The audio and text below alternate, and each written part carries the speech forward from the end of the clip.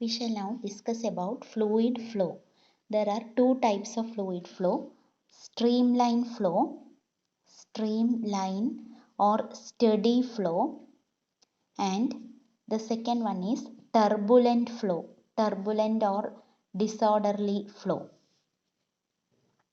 In streamline flow of a liquid, each particle of the liquid follows the same path and has the same velocity as that of its predecessor. അപ്പോൾ വളരെ study ആയിട്ടുള്ള ഒരു ഫ്ലോവിനെയാണ് നമ്മൾ stream line flow എന്ന് പറയുന്നത്. ഇതിൽ ഓരോ പാർട്ടിക്കിളും, ലിക്വിഡിലെ ഓരോ പാർട്ടിക്കിളും നേരത്തെ പോയ പാർട്ടിക്കിളിൻ്റെ അതേ പാത്തിലൂടെ തന്നെ പോകുന്നു. പിന്നെ അതിൻ്റെ വെലോസിറ്റിയും സെയിം ആണ്. അപ്പോൾ ഒരു പർട്ടിക്കുലർ പോയിന്റിൽ ഒരു പർട്ടിക്കുലർ പോയിന്റ് എയിലൂടെ കടന്നു പോകുമ്പോൾ ഈ പാർട്ടിക്കിൾസിന് എയിൽ ഒരു പർട്ടിക്കുലർ വെലോസിറ്റി ആയിരിക്കും. ഇനി വേറൊരു പോയിന്റിലൂടെ കടന്നു പോകുമ്പോൾ the velocity may be different. അപ്പോൾ streamline flow of a liquid എന്ന് പറഞ്ഞാൽ it is a steady flow in which each particle follows the same path and has the same velocity as that of its predecessor. A path followed by an element of a moving fluid is called the line of flow. ഇനി ഇങ്ങനെയുള്ള ഒരു ഫ്ലോയിൽ the velocity at each point remains A constant.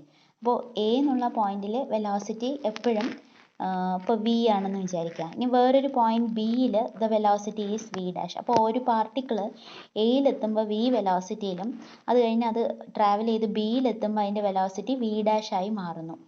So in such a flow, the velocity at each point remains a constant, although the velocity of a particular particle of the fluid may change as it moves from one point to another. അപ്പോൾ ഒരു particular പാർട്ടിക്കിളിൻ്റെ velocity തന്നെ അത് ഓരോ പോയിന്റിലെത്തുമ്പോൾ അതിൻ്റെ velocity മാറുന്നു. അപ്പോൾ നമ്മൾ stream line is defined as A curve the tangent to which at any point gives a direction of flow of the liquid at that point. അപ്പോൾ നമുക്ക് സ്ട്രീം ലൈനിനെ ഒരു കേർവ് ആയിട്ട്, ഇങ്ങനെയുള്ള ഒരു പാത്ത് അല്ലെങ്കിൽ ഒരു കേർവ് ആയിട്ട് ഡിഫൈൻ ചെയ്യാം. ആ കേർവിൻ്റെ ഒരു പർട്ടിക്കുലർ പോയിന്റിൽ നമ്മൾ ടാൻജൻറ്റ് വരച്ചു കഴിഞ്ഞാൽ we will get the direction of the liquid flow at that point.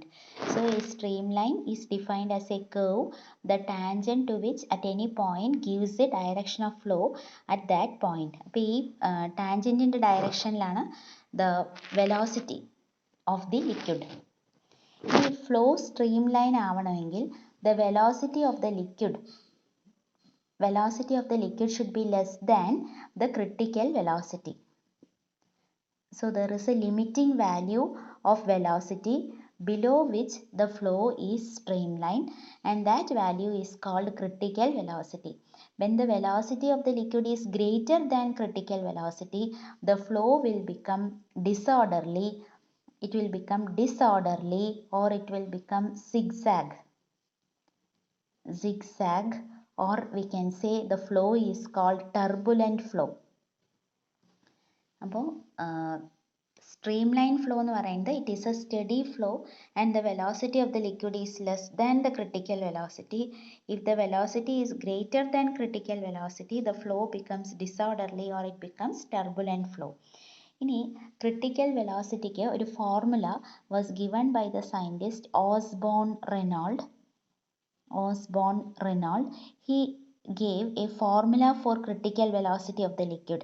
Critical velocity is directly proportional to coefficient of viscosity of the liquid eta, inversely proportional to density of the liquid, and inversely proportional to the radius of the tube through which the liquid is flowing. അപ്പോൾ അവിടുത്തെ proportionality constant is Re. Re is a constant called Reynolds number. Re is a constant called Reynolds number. So Osborne Reynolds showed that the critical velocity of a liquid flowing through a narrow tube is given by the relation Vc equal to Re eta by rho r. അപ്പോൾ eta coefficient of viscosity, rho density of the liquid ആണ്. R എന്ന് പറയുന്നത് radius of the tube through which the liquid is flowing. അപ്പോൾ ഇതിൽ നിന്ന് നമുക്ക് Reynolds number RE എന്ന് പറയുന്നത് VC rho R by eta അല്ലേ. RE ഇവിടെ വെച്ചു, മറ്റേ side മാറ്റിക്കഴിഞ്ഞാൽ we get this formula. Now the value of Reynolds number will tell us whether the flow is streamline or turbulent. It is found that if the Reynolds number is less than 2000, then the flow will be streamline. If it is greater than 2000, it will be turbulent.